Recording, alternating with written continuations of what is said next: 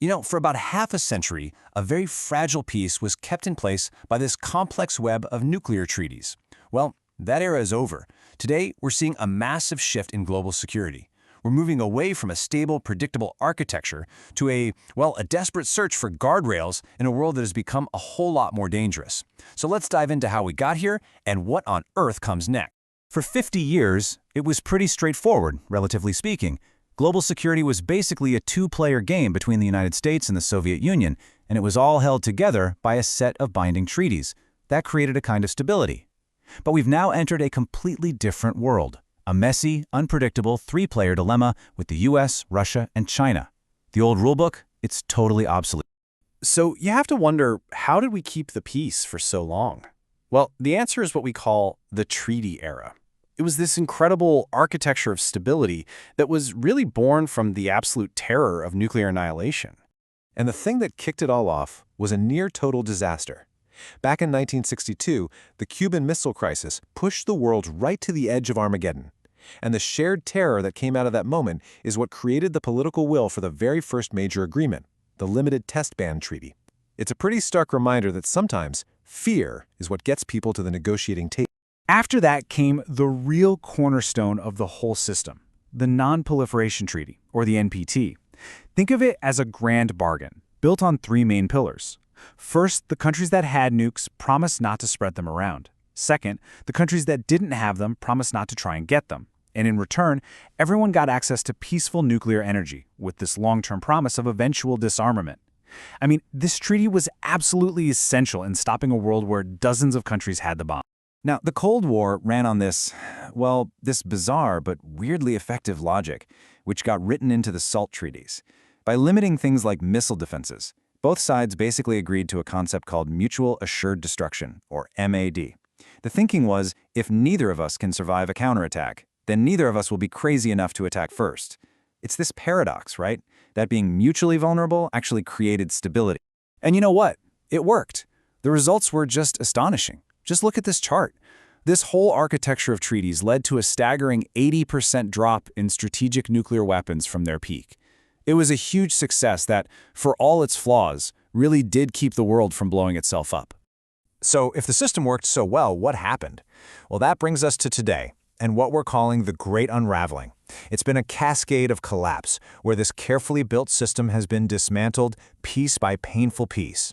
It basically happened in three big steps, like dominoes falling. First, back in 2002, the US pulled out of the ABM Treaty, which shattered that whole logic of MAD we just talked about. Then in 2019, the INF Treaty fell apart, kicking off a whole new missile race in Europe.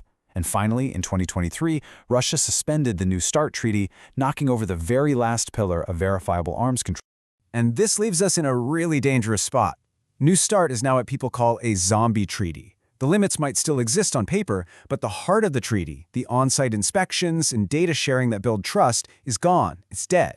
And that means we're essentially flying blind, relying on our own intelligence instead of shared, verified facts. And that just dramatically increases the risk that someone is going to make a terrible miscalculation.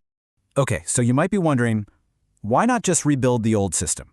The problem is, the entire strategic landscape of the world has changed. We're in a totally new game now, this tripolar dilemma, and new technology is disrupting all the old rules. Remember, the Cold War was a two-player game. Today, it's three-player chess between the US, Russia, and a rapidly modernizing China.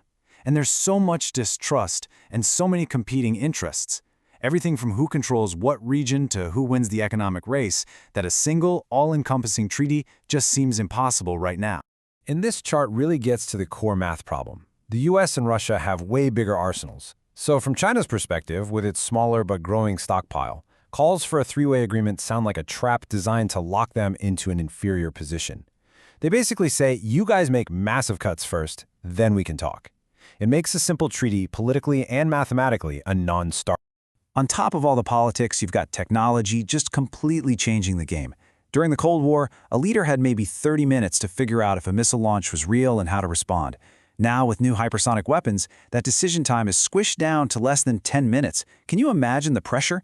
It massively increases the chance of a catastrophic mistake. And if that wasn't bad enough, we have the entanglement dilemma. A lot of these new missiles are dual capable. They can carry a regular conventional bomb or a nuclear warhead. This creates this terrifying ambiguity. If you see a missile coming, how do you know what's on it? And if you guess wrong, you could accidentally trigger a nuclear war. So the old architecture is in ruins, and building a new one seems impossible. What do we do? It forces us to ask a really tough question.